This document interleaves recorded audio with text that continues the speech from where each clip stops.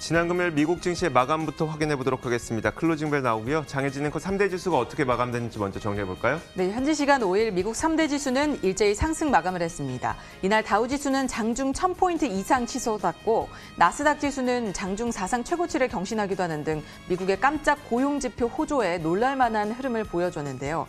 미국의 5월 신규 고용이 큰 폭으로 증가한 가운데 실업률이 하락한 것으로 나타나면서 예상 외로 호조를 보여 투자 심리를 지지한 모습이었습니다.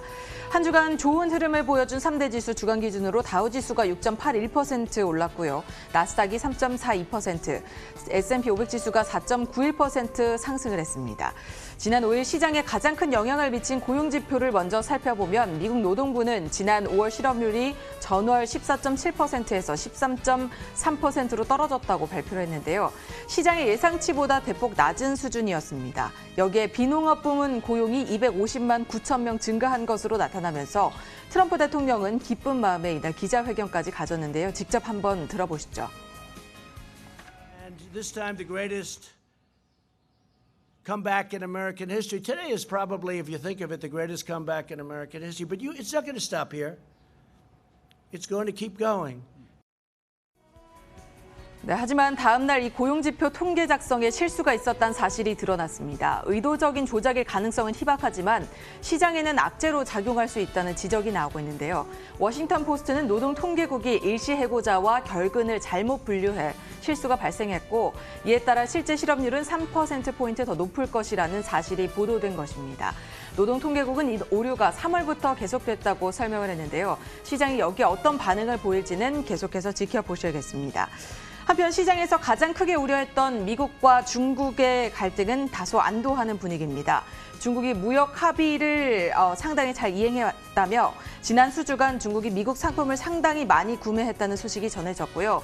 미국의 교통부는 중국 항공사 여객기 미국 왕복 노선을 매주 2차례 허용하기로 했습니다. 다만 트럼프 대통령이 아직까지는 중국에 대해서 경계를 하는 행동을 보여주고 있어서 양국 관계가 어떻게 흘러갈지는 예측하기 어렵다는 점까지 참고를 해주셔야겠습니다. 보다 자세한 마감 상황도 확인을 해보시죠. 먼저 다우지수 상승 탄력을 받아서 양호한 흐름을 보여줬습니다. 3% 넘게 오르면서 27,110포인트에 거래 마쳤습니다. 이어서 나스닥 지수도 함께 보시면요. 2%대의 상승세 기록하면서 9,814포인트에 거래 마쳤는데요. 장 초반에 급등해서 오름세를 이어갔고요. 장중 사상 최고치를 경신하기도 했죠. 이 점까지 함께 보시면 좋을 것 같습니다. 마지막으로 S&P 500 지수까지 확인을 해보시면 2.62% 상승해 3,193포인트에 거래 마쳤습니다. 역시나 2%대의 상승세 기록하면서 완만한 오름세 흐름을 나타내줬습니다. 이렇게 3대 지수 2, 3%대의 상승세를 기록하면서 장을 마쳤는데요. 상품 시장 이날 어땠나요? 자, 지난 금요일 상품 시장에서도 위험 자산에 대한 뚜렷한 선호 심리가 나타났습니다. 그러다 보니까 안전 자산인 금이나 아니면 채권 가격은 또 내려가는 모습이었는데요. 자, 먼저 크게 올랐던 국제 유가부터 살펴보도록 하겠습니다. WTI 가격이 지난 금요일에 5.7%나 큰 폭으로 상승했습니다.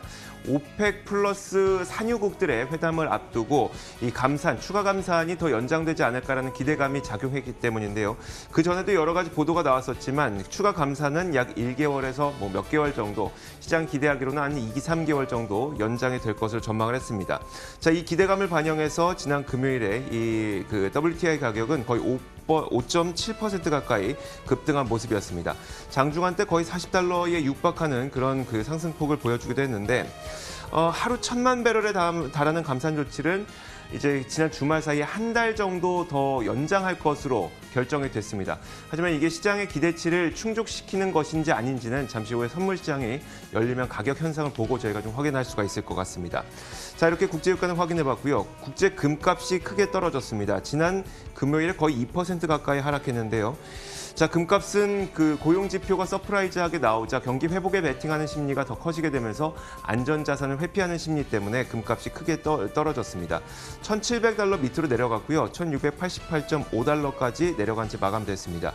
금리도 함께 살펴보면 금리는 이제 채권 가격이 내려가다 보니까 국채 금리가 크게 뛰어오르는 현상이 있었는데요. 10년물 국채 금리가 0.9%까지 뛰어 올랐습니다. 불과 며칠 전까지만 하더라도 우리는 0.6%대 금리를 봤었는데 0.9%까지 크게 뛰어 올랐습니다.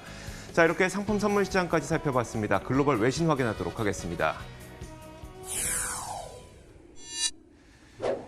자, 첫 번째 외신부터 살펴보도록 하겠습니다. 장혜진 앵커 전해주시죠. 네, 오펙 플러스의 감산 연장 소식을 조금 더 자세하게 전해드리겠습니다. 오펙 플러스에서 다음 달까지죠. 7월 말까지 970만 배럴을 감산하기로 연장하기로 했습니다. 사우디가 더 오랜 감산을 제안을 했지만 오펙 플러스가 최대 두세 달 연장하는 방안을 논의하기도 했습니다. 하지만 감산이 길어지면 유가 회복이 빠르게 진행될 수 있고 이렇게 되면 미국의 셰일 석유 생산이 다시 늘 것이라면서 오펙 플러스의 자리를 비집고 들어올 것으로 내다보고 러시아 측에서 반대를 했기 때문에 이 한 달 정도만 감산을 하기로 연장을 한 건데요. 하지만 사우디가 오펙 플러스 감산과는 별도로 하루 100만 배를 추가로 감산하던 것은 이달 말까지 원래대로 이달 말까지만 하고 종료를 하기로 했습니다. 오펙은 당초 올해 석유 수요가 하루 1억 배럴 수준에 달할 것으로 내다봤지만 코로나 여파로 전 세계 석유 수요가 붕괴가 되면서 전년 대비 하루 수요가 900만 배럴 감소한 것으로 전망을 했는데요. 다만 시장에서는 한 달 더 감산을 연장하는 것은 충분히 예상하고 있었던 시나리오라서 시장에 큰 영향을 미치지는 않을 것이라는 분석을 내놓고 있습니다. 이제 곧 열릴 상품 시장에서 이것이 어떤 영향을 미칠지는 직접 확인을 해보시는 것이 좋을 것 같습니다. 자, 지난 주말 사이에 5월 중국의 교역 지표가 발표됐습니다. 무역 수치가 발표가 됐는데 중국 수출이 다시 위축 국면에 들어갔습니다. 글로벌 수요가 여전히 약하다는 점을 확인을 했고요. 또 같은 기간 중국의 수입이 4년 내 최악의 기록을 하면서 중국 내수 수요도 매우 부진했던 것으로 확인됐습니다.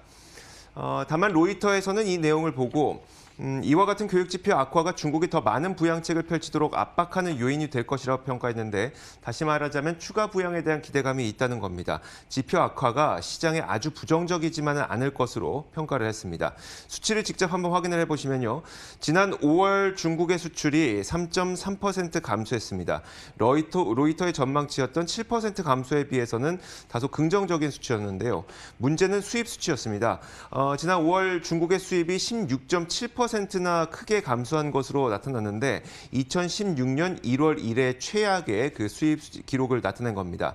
다만 이처럼 수출에 비해서 수입의 감소폭이 워낙 크다 보니까 중국의 무역 수지 흑자는 더 확대된 것으로 나타났습니다. 네, 다음으로 종목 소식 이어갑니다. 애플의 소식인데요. 애플이 현지 시간 5일 사상 최고치를 기록을 했습니다. 전 고점은 지난 2월 12일에 326달러를 기록한 것이었는데 이날은 2% 넘게 3%에 가까운 상승세 기록하면서 331달러의 거래를 마쳤습니다. 이에 따라서 애플이 상당히 많이 올라줬기 때문에 나스닥 지수에도 긍정적인 영향을 미쳐서 나스닥 지수도 이날 장중 최고치를 경신하기도 했는데요. 애플은 올해 들면서 12% 가까이 급등을 했고 지난 3월 코로나로 인해서 223달러까지 떨어졌지만 약 여기에 저점 대비해서 46%가량 오른 것입니다. 시장에서는 애플이 코로나19 상황 속에서도 수익성 방어에 성공을 했다는 평가를 내놓고 있는데요.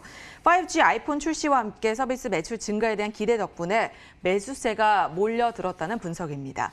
이에 따라서 시가총액도 1조 4,320억 달러로 마이크로소프트의 1조 4,150억 달러를 웃돌았습니다.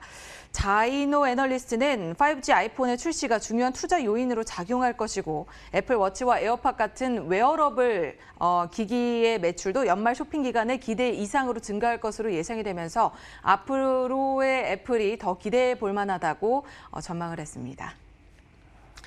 자, 영국의 다국적 제약사인 아스트라제네카가 미국계 제약사인 길리어드 사이언스에 합병을 제안했다는 블룸버그의 보도가 있었습니다. 이 내용을 한번 블룸버그 기사를 통해서 직접 확인해 보도록 하겠습니다.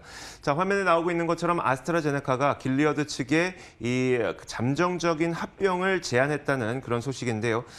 만약 이번 합병이 성사하게 되면 헬스케어 업계에서 사상 최대의 빅딜이 탄생하게 된다고 블룸버그는 평가했습니다.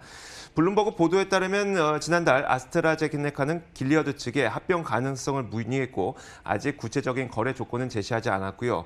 길리어드도 마찬가지로 내부 논의엔 들어갔지만 아직 어떤 결정도 내리지 않은 것으로 확인되고 있습니다. 다만 두 기업이 왜 갑자기 합병에 대한 논의를 하게 되느냐. 두 기업의 현재 상황을 한번 살펴보면요.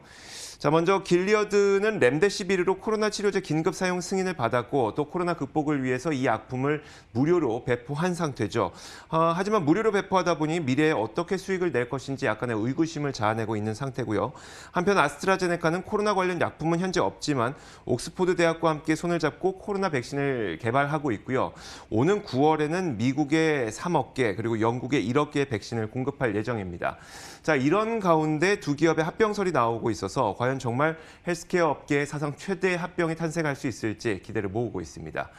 자, 이렇게 저희가 글로벌 외신 살펴봤고요. 맨해튼 나우 이어가도록 하겠습니다.